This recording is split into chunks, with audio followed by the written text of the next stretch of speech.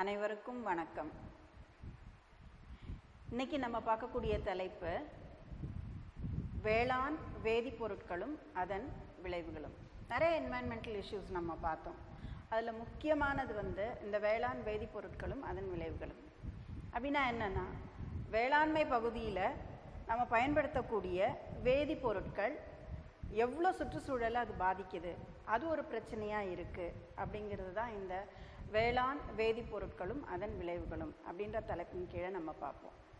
இப்போ உரங்கள், சுண்ணாம்பு கலப்பு மற்றும் அமிலமாக்கும் காரணிகள், மண் பாங்குபடுத்தும் பொருட்கள், சாயில் கண்டிஷனர்ஸ்ன்னு சொல்லுவோம், பூச்சிக்கொல்லிகள் மற்றும் விலங்கு வளர்ப்பில் உபயோகப்படுத்தப்படும் வேதிப்பொருட்கள், இது எல்லாமே தான் வேளாண் வேதிப்பொருட்கள்னு சொல்கிறோம். முக்கியமாக இந்த உரங்களை பயன்படுத்துறதுனால மண்ணின் வளமும் குறைஞ்சு போயிடுது அப்படின்னு சொல்கிறோம். இப்போ அதிகப்படியான உரங்கள், பூச்சிக்கொல்லிகள் இதெல்லாம் பயன்படுத்துறதுனால என்ன விளைவுகளை அதிகமாக ஏற்படுத்துது அப்படின்னா, நிலத்தடி நீரை மாசுபடுவதோடு அதை குடிக்கிறதுக்கு இயலாத தன்மையாக மாற்றி விடுகிறது அப்படின்னு ஒன்று. கடைசியாக இது அதிகமாக பயன்படுத்துறதுனால இறுதியாக என்ன ஆயிடுதுன்னா, மண்ணின் வளத்தையும் அது பாதிக்கிறது. பெரும்பாலான வேதிய உரங்கள் என்ன தாவரங்களுக்கு கொடுக்குதுன்னா, நைட்ரஜன், பாஸ்பரஸ், பொட்டாசியம் போன்ற ஊட்டச்சத்துக்கள் அது வளர்றதுக்கு உதவுகிறது. அதனால தான் இந்த உரங்களை எல்லாம் நம்ம போடுறோம். ஆனால் நாளடைவில் இது என்ன செய்யுதுன்னா, மண்ணின் வளத்தை குறைத்து விடுகிறது அப்படின்னு சொல்கிறோம். அது மட்டும் இல்லாமல் மண்ணின் அமிலத்தன்மையை நுண்ணுயிர்கள் இருக்கு இல்லையா, அதன் மூலமாக பாதித்து விடுகிறது. அதன் மூலமாக கார்பன், நைட்ரஜன் சுழற்சியை கூட அது பாதிச்சு விடுது அப்படின்னு சொல்கிறோம். அது மட்டும் இல்லாமல் பசுமை இல்ல வாயு மண்ணில் இருந்து அது என்ன செய்யுதுன்னா, மண்ணில் இருக்கக்கூடிய உயிரினங்களுக்கு தேவைப்படும் நைட்ரஜன், பாஸ்பரஸ், சல்ஃபர் இந்த ஊட்டச்சத்துக்களை அவற்றுக்கு போய் சேர விடாமல் பாதித்து விடுகிறது அப்படின்னு சொல்கிறோம். அது மட்டும் இல்லாமல் இந்த டிடிடி பவுடர் நீங்கள் கேள்விப்பட்டிருப்பீங்க. டிடிடி பவுடர், டிடிடி அப்படின்னு சொல்லுவோம்.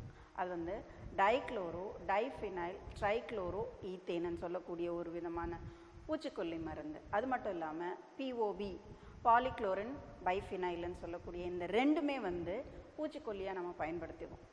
இது என்ன செய்யுதுன்னா, பிஹெச்சின் ஏற்றத்தாழ்வு மற்றும் வேளாண் பொருட்களின் தரத்தை பாதிக்குது. ஒன்று என்ன, இந்த பூச்சிகளை கொல்றதுக்காக நம்ம அதை பயன்படுத்துகிறோம். ஆனால் நாளடைவில் என்ன செய்யும்னா, இதெல்லாமே போய் செடிமெண்ட்ஸாக மண்ணில் போய் அது பதிஞ்சு என்ன செய்யும்னா, அந்த மண்ணினுடைய தரத்தை பாதித்து விடுகிறது. இது ஒரு பெரிய பிரச்சனை. மண்ணின் அந்த சாயில் ஃபர்டிலிட்டி அது குறைக்கும் போது அடுத்த தலைமுறையில் வரக்கூடிய தாவரங்கள் எதுவுமே சரியாக வளராது. இதுதான் பிரச்சனையை. இந்த பிரச்சனையை நீடித்த நிலையான வேளாண்மை மூலமாக குறைத்து விடலாம் அப்படின்னுட்டு சொல்கிறாங்க. இப்போ இந்த பூச்சிக்கொல்லிகளை பயன்படுத்துறதுனால இந்த மண்ணின் தரத்தை குறைத்து விடுகிறதுன்னு சொல்கிறோம். அது மட்டும் இல்லாமல் மனித இனத்தின் நம்மளுக்கு கூட நிறைய விதமான சைடு எஃபெக்ட்ஸ் வர்றதா சொல்கிறாங்க. பூச்சிக்கொல்லியை பயன்படுத்துறதுனால மூளைச்சாவு, இரத்த புற்றுநோய், நரம்பு நச்சுத்தன்மை, நடுக்கவாதம், அது மட்டும் இல்லாமல் இந்த அறிகுறிகளெல்லாம் இருக்கும். இதை தவிர மலட்டுத்தன்மை, பிறவி குறைபாடுகள், இனப்பெருக்கம் மற்றும் நடத்தை பிறழ்வுகள் இது எல்லாமே அதிகமாக பாதிக்குது அப்படின்ட்டு சொல்கிறோம். எதை பயன்படுத்துறதுனால? இந்த பூச்சிக்கொல்லிகளை பயன்படுத்துறதுனால. அதனால் இயற்கை வேளாண்மைக்கு போயிடுறது தான் உத்தமம், பெஸ்ட்டு. அதனால் இப்போ உங்களுக்கு இந்த இடத்துல கேட்கக்கூடிய கேள்விகள் என்னெல்லாம் வரலான்னா, அந்த வேதி வேளாண் பொருட்கள்னால் என்ன அது கேட்கலாம். அது ஒரு 2 மார்க்ஸ்க்கு கேட்கலாம். இதன் மூலமாக வரக்கூடிய அந்த பாதிப்புகள் என்ன அப்படின்னு கேட்கலாம். இது நீரை என்ன செய்யும் அப்படின்னா, நீரை அதிகமாக மாசுபடுத்துறதும் இல்லாமல் நமக்கு குடிக்க முடியாத தன்மை உண்டாக்குகிறது, அதை சொல்லலாம் நம்ம. இது எல்லாமே உங்களுக்கு இந்த டாப்பிக்கில் வந்துடும். ஆக்கிரமிப்பு செய்துள்ள அயல் நாட்டு தாவரங்கள். இப்போது இதுவும் ஒரு என்வாயன்மெண்டல் இஷ்யூஸில் ரொம்ப நம்ம போராட்டத்துக்குரிய விஷயமாக இப்போ நம்ம பார்க்குறோம். நம்ம ஃபேஸ் பண்ணக்கூடிய நிறைய என்வாயன்மெண்டல் இஷ்யூஸில் இந்த ஆக்கிரமிப்பு தாவரங்கள் அப்படின்னு சொல்கிறோம். இப்போ ஆக்கிரமிப்பு தாவரங்கள்லாம் உங்களுக்கு ஷார்ட்டாக என்ன சொல்கிறேன், வெளிநாட்டில் இருந்து ஏதாவது ஒரு காரணத்துக்காக நம்ம நாட்டுக்கு இறக்குமதி செஞ்சுருப்போம்.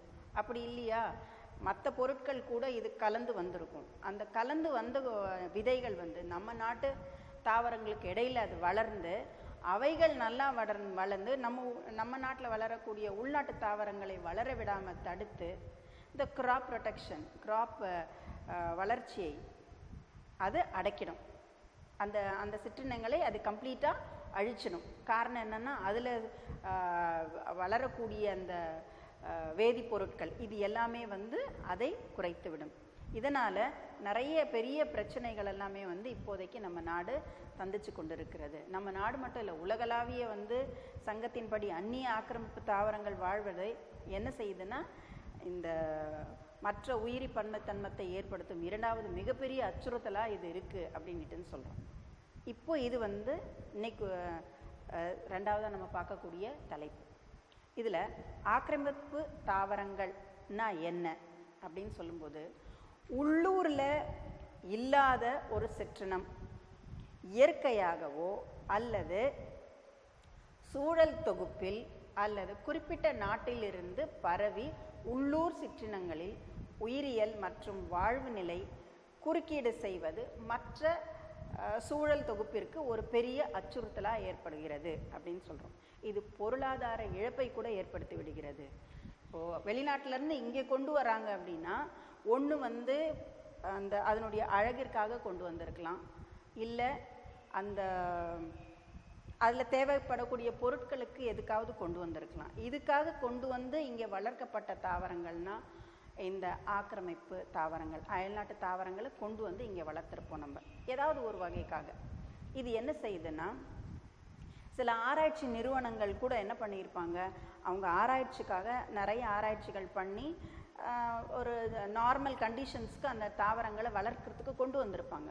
அதனோடு கூட இந்த காட்டு இயல் வகைகளின் மரபு வளங்களை இறக்குமதி செய்யும் பொழுது இவை அறிமுகப்படுத்தப்பட்டிருக்கலாம். வழக்கமான ஆக்கிரமிப்பு தாவரங்களின் உண்ண தகுந்த பழங்கள் பறவைகள் மூலமாகவும் இவை வந்து சேர்ந்திருக்கும். இதன் மூலமாக இறக்குமதி செய்யப்பட்ட தாவரங்கள் தான் இவைகள். ஆக்கிரமிப்பு தாவரங்கள் வந்து அதனுடைய பண்புகள் என்னன்னு பார்த்தா, ரொம்ப ஃபாஸ்ட்டாக வளரும், வேகமாக வளரக்கூடிய இந்த தாவரங்கள் எளிதில் அந்த இடத்துக்கு ஏற்ற மாதிரி அதை வந்து தன்னை மாற்றிக்கும். அந்த சுச்சுவேஷன்ஸ், அந்த சர்க்கம்ஸ்டன்சஸ்க்கு ஏற்ற மாதிரி அந்த தாவரங்கள் அந்த இடத்துக்கு ஏற்ற மாதிரி தன்னுடைய வளர்ச்சியை மாற்றிக்கும்.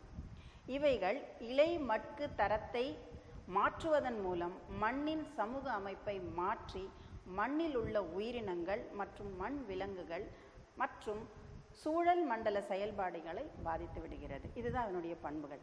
முதல்ல வந்து மெதுவாக உள்ளே வந்து கொஞ்சம் வளர ஆரம்பித்து அங்கே இருக்கிற இடத்துக்கு ஏற்ற மாதிரி தன்னை வளர்த்துக்கிட்டு உடனே என்ன செய்யும், அங்கே இருக்கிற தாவரங்களினுடைய வளர்ச்சியை அடக்கிட்டு இது நல்லா ஃபுல்லாக வளர்ந்துடும். அப்போ என்ன ஆகும்னா, இதனுடைய ஆதிக்கம் அதிகமாகிடும். உள்நாட்டு தாவரங்கள் வளர்றதுக்கு உண்டான வாய்ப்பே அது கொடுக்காது. இவை மண்ணில் சிதைத்தலின் மண்ணை என்ன செஞ்சிடும், அதை சிதைச்சு அதன் மீது எதிர்மறை விளைவை ஏற்படுத்தி அருகில் உள்ள உள்ளூர் சிற்றினங்களுக்கு அழுத்தத்தை கொடுக்கிறது. அப்போ சுற்றுச்சூழல் பிரச்சனைகளை ஏற்படுத்தும் சில ஆக்கிரமிப்பு தாவரங்களை இப்போ நிறைய இருக்குது. அதில் உங்கள் போர்ஷன்ஸில் வந்து ஒரு 4 தாவரங்களை கொடுத்துருக்காங்க. இப்போ என்ன எதிர்மறையான தாக்கத்தை அது கொடுக்குது, எந்த உள்ளூர் தாவரங்களை அது வளர்க்க விடாமல் செய்யுது, அது என்னெல்லாம் தாவரங்கள்னு பார்த்தீங்கன்னா, நம்ம நிறைய தாவரங்கள் அதில் வந்து ஒரு முக்கியமாக 4 தாவரங்களை பற்றி உங்களுக்கு கொடுத்துருப்பாங்க. ஐகார்னியா, லாண்டனா, பிரிசாப்பஸ், இந்த மாதிரி நிறைய தாவரங்கள் கொடுத்துருப்பாங்க. இப்போ அந்த அந்த 4 விதமான தாவரங்கள் என்ன, எந்த ஊர்லேருந்து அது இறக்குமதி செய்யப்பட்டது, எதுக்காக இங்கே வந்தது, இப்போ அதனுடைய நிலைகள் என்ன, அது என்ன செஞ்சு அதனால் நம்மளுக்கு உண்டான பாதிப்புகள் என்ன அப்படிங்கிறத பற்றி இப்போ நம்ம பார்க்கலாம். ஐகார்னியா கிராசிபஸ் அப்படின்னு சொல்லக்கூடிய ஒரு தென் அமெரிக்காவை சார்ந்த ஒரு தாவரம். இதை வந்து ஆக்கிரமிப்பு தாவரம்னுட்டு சொல்கிறோம். இது வந்து நீர்நிலைகளில் அதில் வரக்கூடிய ஒரு வயலட் கலரில் ஒரு ஊதா கலரில் ஒரு பூ இருக்கும். அந்த பூவுக்காக அழகு தன்மைக்காக இந்த ஏரி குளங்களில் வச்சோம்னா ஏரி நீர்நிலைகளில் அது வைக்கும்போது அழகாக நல்லா இருக்கும் அப்படின்றதுக்காக நீர்நிலைகளை அலங்காரப்படுத்துவதற்காக அங்கேருந்து அது கொண்டு வரப்பட்ட தாவரம் தான் இந்த ஐகார்னியா. முதல்ல வந்து அழகுக்காக கொண்டு வந்து வச்சாங்க, ரைட்டு. இது வந்து வேகமாக ரொம்ப ஃபாஸ்ட்டாக வளரக்கூடிய இந்த தாவரம் ஒரு இடத்துல இந்த தாவரத்தை வச்சுட்டோம்னா, அந்த தண்ணிக்குள்ளே வச்சுட்டோம்னா ஒரு மாதத்துக்குள்ளே ஃபுல்லாக அந்த ஏரியா ஃபுல்லாகவே சீக்கிரமாக அது வளர்ந்துடும். இது தண்ணீரில் ஃப்ரீயாக மிதக்கக்கூடிய ஒரு தாவரம், நல்லா வயலட் கலர், நல்லா பூத்து பரந்த அளவில் இருக்கக்கூடிய ஒரு தாவரம்.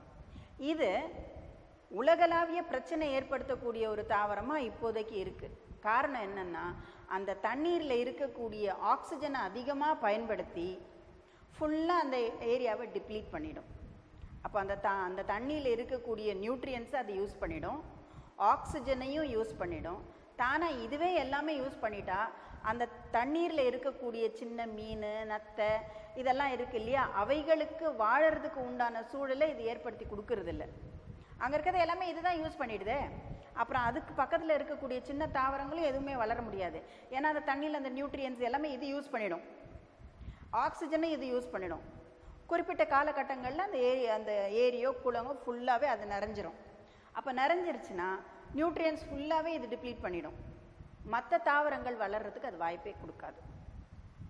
அதனால் இது வந்து இதன் பறந்து விரிந்த வளர்ச்சி வந்து உலகளாவின உயிர்ம பன்மத்தன்மத்தின் இழப்பிற்கு இது காரணமாக இருக்குன்னு சொல்கிறோம்.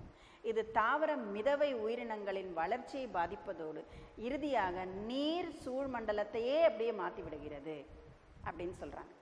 இது நீர்நிலைகளின் ஆக்சிஜனின் அளவை குறைச்சிருது. இப்போ நான் இவ்வளோ நேரம் சொன்னேனே அது மட்டும் இல்லாமல் நோயை உருவாக்கும் கொசுக்கள் இருக்கு இல்லையா, அது உறைவிடமாகவும் இது இருக்குன்னு சொல்கிறாங்க. அந்த பல்ஜாக இருக்கும் அதனுடைய பீட்டியோல், அதனுடைய இலை காம்பானது அப்படியே பஞ்சு போன்ற இருக்கிறதுனால அந்த இடத்துல போய் இந்த கொசுக்களெல்லாம் உட்காந்து முட்டை வச்சு நல்லா அதை இனப்பெருக்கல் செய்கிறதுக்கு இது வசதியாக இருக்குது. அப்போது இது ஆக்கிரமிப்பை செய்கிறது மட்டும் இல்லாமல் மற்ற தாவரங்களை வளர விடாமல் தடுக்கிறது மட்டும் இல்லாமல் அந்த ஏரியாவில் இருக்க தண்ணீரில் இருக்கக்கூடிய நியூட்ரியன்ஸ் எல்லாமே காலி பண்ணிடுது. அது மட்டும் இல்லாமல் நோயை உண்டாக்கும் கொசுக்களின் இருப்பிடமாகவே அது மாற்றி விடுகிறது அப்படின்னு சொல்கிறாங்க. இனப்பெருக்கம் செய்யும் உறைவிடமாகவும் தனியாக மிதக்கும் அடர்ந்த வேர்கள், பாதி மூழ்கிய இலைகளின் நத்தைகளும் உள்ளன அப்படின்னு சொல்கிறாங்க. இது ஆழ்நிலைக்கு சூரிய ஒளி உள்ளே போகாத அளவுக்கு அப்படியே ஃபுல்லாக தண்ணி மேலேயே ஃபுல்லாக இந்த இலைகளும் அந்த தாவரங்களும் ஃபுல்லாக கவர் ஆயிடுச்சுன்னா சூரிய ஒளி இந்த தாவரங்களை தாண்டி உள்ளே போகாது. இந்த நீர்வாழ் உயிரினங்களுக்கு சூரிய ஒளியானது தேவை. ஆனால் இந்த சூரிய ஒளியானது இந்த தாவரங்களை தாண்டி உள்ளே போகிறதே கிடையாது.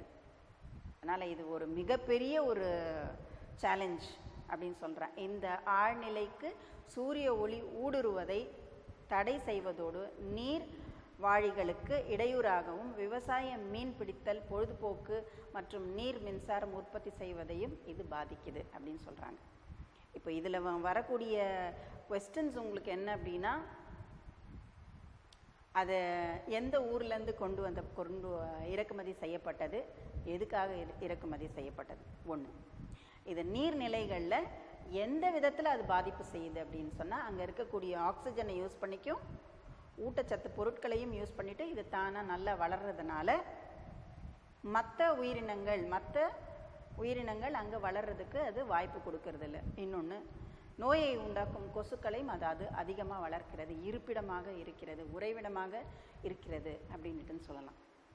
இப்போ நம்ம அடுத்து பார்க்கக்கூடிய எக்ஸாம்பிள் வந்து லாண்டனா கமாரா. உங்கள் ஐகார்னியா ஸ்பீஷீஸ்க்கு பார்த்தீங்கன்னா உங்கள் பாடத்தில் இருக்கக்கூடிய 8.5 அப்படின்ற பிக்சரை பார்த்தீங்கன்னா ஒரு ஏரி நீர்நிலையில் ஒரு தாவரம் இருக்க பாருங்கள். வயலட் கலராக பூவெல்லாம் இருக்கும். அந்த தாவரத்தை நீங்கள் பாருங்கள், அதுதான் ஐகார்னியா ஸ்பீஷீஸ்.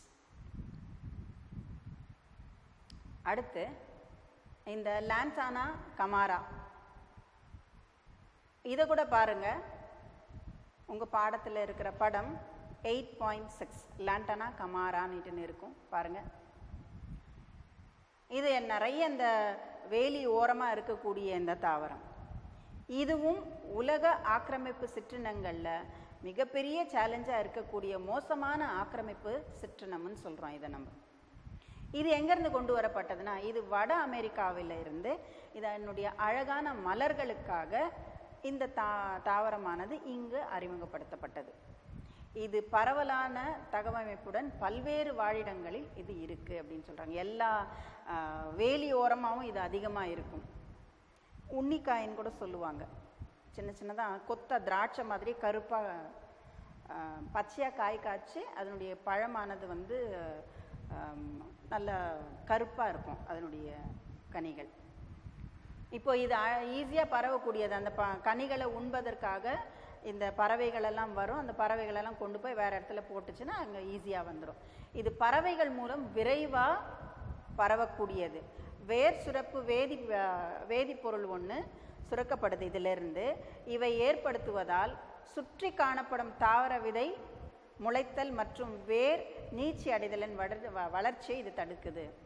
இந்த தாவரத்தில் இருக்கக்கூடிய வேர் வந்து ஒரு விதமான அலிலோபேத்திக் ஒரு கெமிக்கலை செக்ரியேட் பண்ணுது, சுரக்குது. அதனால பக்கத்தில் இருக்கக்கூடிய தாவரங்கள் எதுவுமே வளராது. வேர்களை நீக்குதல் மற்றும் உயிரி வழி கட்டுப்படுத்துதல் ஆகிய இதனை கட்டுப்படுத்தும் சிறந்த முறையாகும். அந்த கம்ப்ளீட்டாக அந்த மரத்தை களையணும் அப்படின்னு சொன்னால் மரத்தொங்க புதர் செடி மாதிரி தான் அது இருக்கும். அதை கம்ப்ளீட்டாக அதை வேரோடு எடுத்துகிட்டு அந்த வேரை கம்ப்ளீட்டாக அங்கேருந்து எடுத்து தூக்கி போட்டுடணும். அப்போ தான் அந்த மரத்தை களைஞ்சதுக்கு உண்டான அர்த்தம். சின்னதாக வேர் அங்கே விட்டு வச்சோம்னா கூட அந்த வேர்லேருந்து வரக்கூடிய அந்த உயிர் வேதிப்பொருட்கள் மற்ற தாவரங்களை வளர விடாமல் தடுத்துடும். தற்போது மலைவாழ் மக்களுக்கு இவற்றின் தண்டுகளை உபயோகப்படுத்தி வீட்டு உபயோகப் பொருட்களெல்லாம் கூடைகள் மர சாமான்களெல்லாம் தயாரிக்கிறதுக்கு இதன் மூலமாக பயிற்சி கொடுத்து அந்த இது ஏதாவது ஒரு மூலமாக அதுக்கு ஒரு ஹெல்ப் பண்ணணும். அதனால் அதை வேரோடு எடுத்துட்டோம்னா அந்த வேரெல்லாம் கட் பண்ணி அதனுடைய தண்டு அதன் மூலமாக என்னெல்லாம் பண்ணலாம் அப்படின்னு அவங்களுக்கெல்லாம் மலைவாழ் ஜனங்களுக்கு வந்து அதனுடைய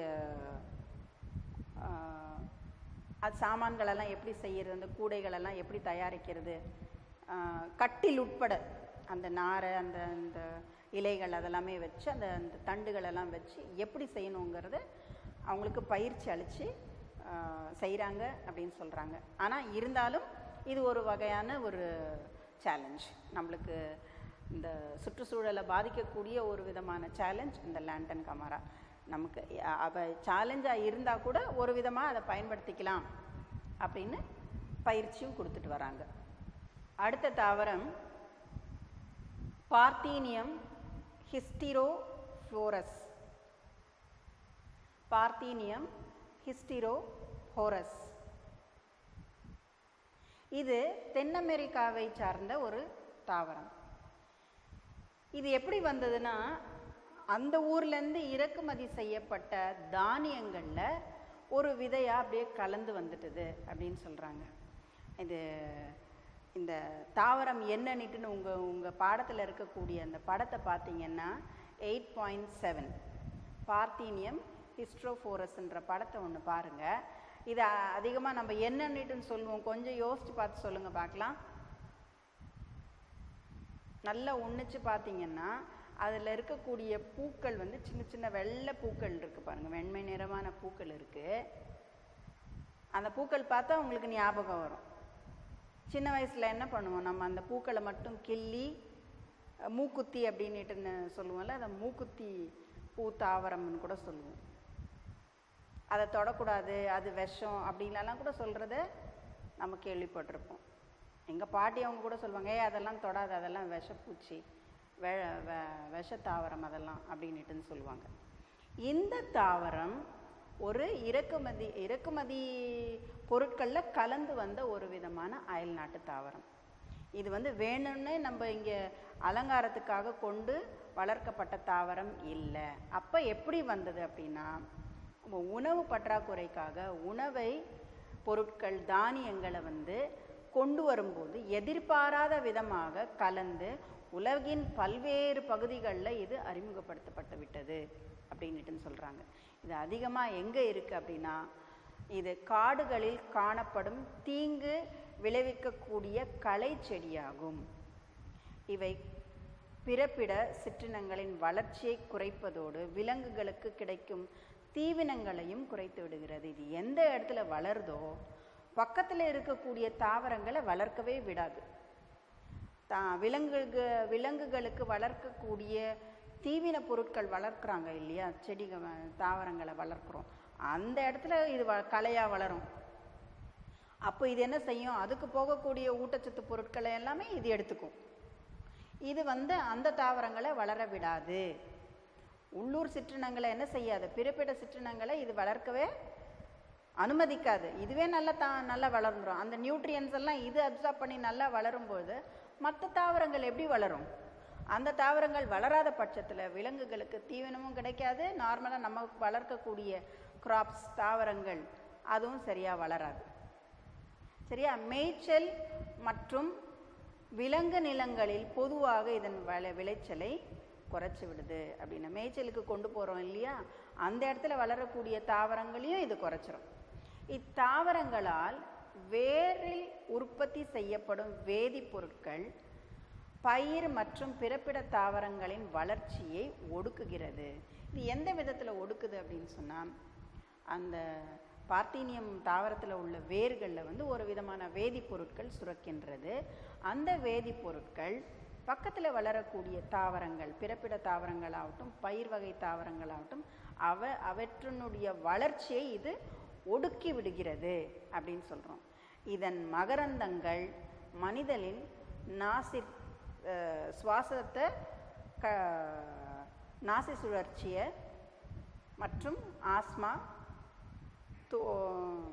தோலழற்சி போன்றவற்றை ஏற்படுத்துகிறது அப்படின்னுட்டுன்னு சொல்கிறோம். இப்போது அதனால தான் அதை போய் தொடாதன்னுட்டுன்னு சொல்லுவாங்க. அதை தொட்டாக்கா அலர்ஜி வந்துடும். அதான் அலர்ஜியை தான் தோலழற்சின்னுட்டுன்னு சொல்கிறோம் நம்ம.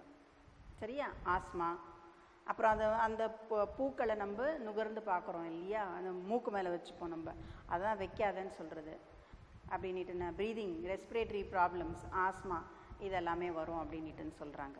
ரைட்டா? அதனால் இந்த தாவரத்தை கிட்ட போகாத, தொடாத அப்படிலாம் சொல்லுவாங்க. மனிதர் அந்த தாவரங்களுக்கு என்ன இழப்பை ஏற்படுத்துதுனாக்கா, பயிர்களாகட்டும் மற்ற உள்ளூர் தாவரங்களாகட்டும் தீவன தாவரங்களாகட்டும் வளரவே வளராது. காரணம் என்னென்னா, அவற்றில் இருக்கக்கூடிய அந்த வேரில் சுரக்கக்கூடிய ஒரு விதமான வேதிப்பொருட்கள் இந்த தாவரங்களை வளர விடாமல் தடுத்து விடுகின்றது அப்படின்னுட்டுன்னு சொல்கிறாங்க. அது மட்டும் இல்லாமல் இதன் மகரந்த துகள்கள் இருக்குது இல்லையா, அது மனிதருக்கு சுவாசித்தலை கட்டுப்படுத்தும். நாசி அழற்சி அப்படின்னுட்டுன்னு சொல்கிறாங்க. ஆஸ்மா. இந்த பார்த்தீனியம் தாவரத்தினால மனிதர்களுக்கு ஏற்படும் நோய்கள் அல்லது கஷ்டங்கள் என்ன அப்படின்னு பார்த்தீங்கன்னா, அதனுடைய மகரந்த துகள்கள் இருக்கு இல்லையா, அதனால் நாசி அழற்சி வருது, ஆஸ்மா வருது அப்படின்னுட்டுன்னு சொல்கிறான். அதுக்கு அடுத்து ப்ரெசாபிஸ் ஜூலிஃப்ளோரா அப்படின்னு ஒரு தாவரம். அது என்னன்னு பார்த்தீங்கன்னா, உங்கள் பாடத்தில் வரக்கூடிய படம் 8.8 ப்ரெசாபிஸ் ஜூலிஃப்ளோரா அப்படின்னு ஒரு தாவரம், முள் தாவரம் மாதிரியே இருக்கும் பாருங்கள். அதனுடைய மலர்கள் அப்படியே வால் மாதிரி அப்படியே தொங்கும், மஞ்சள் நிற மலர்கள் இருக்கும் பாருங்க. அது அப்படியே தொங்குது பார்த்தீங்களா. நிறைய வேலியோரமாக நிறைய இருக்கும் இந்த தாவரங்களை நீங்கள் பார்த்துருப்பீங்க. அதனால தான் உங்களுக்கு அந்த என்ன தாவரம்னு நீங்கள் யோசிக்கக்கூடாது. அதனால தான் அந்த படத்தை பார்க்க சொல்லி நான் சொல்கிறேன். அதை பார்த்தாவே வேலியோரமாக இருக்கக்கூடிய முள் தாவரம் மாதிரி அது. சரியா? இது பேர் தான் ப்ரெசாபிஸ். இப்போது இது ஒரு சேலஞ்சாக இருக்கக்கூடிய ஒரு தாவரம், ஆக்கிரமிப்பு தாவரம். இது எங்கே இருந்து வந்தது அப்படின்னு பார்த்தீங்கன்னா, தென் அமெரிக்காவில் இருந்து ஆக்கிரமிப்பு தாவரம். இங்கே தென் அமெரிக்காவில் இருந்து இங்கு ஆக்கிரமிப்பு தாவரம் இது முதல்ல குஜராத்தில் முதன்மையாக பாலைவனங்களை பரவலாக தடுக்கிறதுக்காக அறிமுகப்படுத்தப்பட்ட தாவரம் இது. பாலைவனங்களில் தாவரங்களே இல்லை, அப்போ இதை கொஞ்சம் நட்டு வச்சோம்னா ஓரளவுக்கு பசுமையாக இருக்கும் அப்படின்றதுக்காக பாலைவனத்தை குறைப்பதற்காக அல்லது தடுப்பதற்காக குஜராத்தில் கொண்டு அறிமுகப்படுத்தப்பட்ட தாவரம் இது. பிறகு ஆந்திர பிரதேசம், தமிழ்நாட்டுக்கு எரிபொருளாக இதை கொண்டு வந்தாங்க. இந்த தாவரங்க வளர்த்தோம்னா அதனுடைய பயன் என்னன்னா எரிபொருள். இதை வந்து சும்மாவே வளர்த்து விடுறது கிடையாது. வளர்த்தோம்னா அதன் முடிவில் அந்த தாவரங்களுடைய மரக்கட்டையை வந்து எரிபொருளாக பயன்படுத்திக்கலாம் அப்படின்னு தான் கொண்டு வந்து அதை நட்டு வச்சுது. முதல்ல குஜராத்தில் கொண்டு வந்தாங்க, அதுக்கப்புறமா ஆந்திர பிரதேசம், அப்புறமா நம்ம தமிழ்நாட்டுக்கு கொண்டு வந்தாங்க. எரிபொருளாக பயன்படுத்துறதுக்காக கொண்டு வந்தாங்க.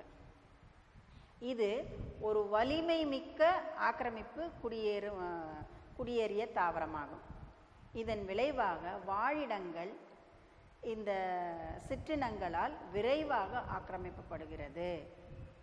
இதன் ஆக்கிரமிப்பு வளரிட வாழ் மருத்துவ மூலிகை சிற்றினங்கள் வளர்ப்பை இது குறைக்கிறது. பக்கத்தில் இருக்கக்கூடிய மூலிகை தாவரங்கள் எதுவாக இருந்தாலும் அதனுடைய வளர்ச்சியை குறைத்து விடுகிறது அப்படின்னு சொல்கிறாங்க. இது காற்று வழி மண் அரிமானத்தை தடுக்கவும், பாலைவனம் மற்றும் கடற்கரை ஓரங்களில் காணப்படும் மணற்குன்று நிலை பெறும் உதவுகிறது அப்படின்னு சொல்கிறாங்க. இப்போ இது எதனால் இது நட்டு வைக்கிறாங்க அப்படின்ட்டு சொன்னால், பாலைவனத்தை குறைப்பதற்காகவும், மண் அரிப்பை தடுப்பதற்காக. காற்று நல்லா அடிச்சிச்சுன்னா, இப்போ பாலைவனத்தில் காற்று அடிக்குது, காற்று அடிக்கிறதுனால பிரிசாப்பஸ் ஒரு வலிமை மிகுந்த ஆக்கிரமிப்பு குடியேற்ற தாவரமாகும். இது வளர்றதுனால மற்ற சிற்றினங்களை சீக்கிரமாக அழிச்சிட்டு இது தானாக சீக்கிரமாக வளர்ந்துடும். இதன் ஆக்கிரமிப்பு என்ன செய்யும்னா மருத்துவ மூலிகை சிற்றினங்களை வளர விடாமல் தடுத்து விடுகிறது அப்படின்ட்டு சொல்கிறோம். அது மட்டும் இல்லாமல் இதை எதுக்கு கொண்டு வந்து அறிமுகப்படுத்தினாங்க அப்படின்னா, பாலைவனங்களில் காற்றின் மூலமாக மண் அரிப்பை ஏற்படுத்தும்.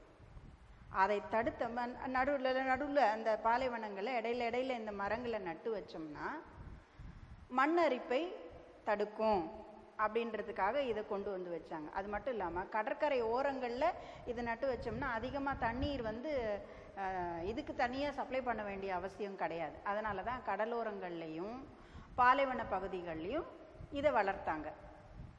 இதனால் என்ன ஆயிடுச்சுன்னா மணற்குன்றுகள் நிலை பெறவும் இது உதவுது அப்படின்றதுக்காக தான் இதை கொண்டு வந்து சேர்த்தாங்க. நாளடைவில் என்ன ஆயிடுச்சுன்னா மண்ணில் காணப்படும் தீங்கு விளைவிக்கக்கூடிய அபாயகரமான வேதிப்பொருட்களை உறிஞ்சுவதோடு மரக்கறி உருவாகுவதற்கும் முக்கிய மூல ஆதாரமாக இது விளங்குது அப்படின்னு. இப்போ என்னுடைய நன்மைகளெல்லாம் பார்த்தீங்கன்னா, இது வந்து வேகமாக வளரக்கூடியது, மற்ற சிற்றினங்களை இது அழிச்சிடும்.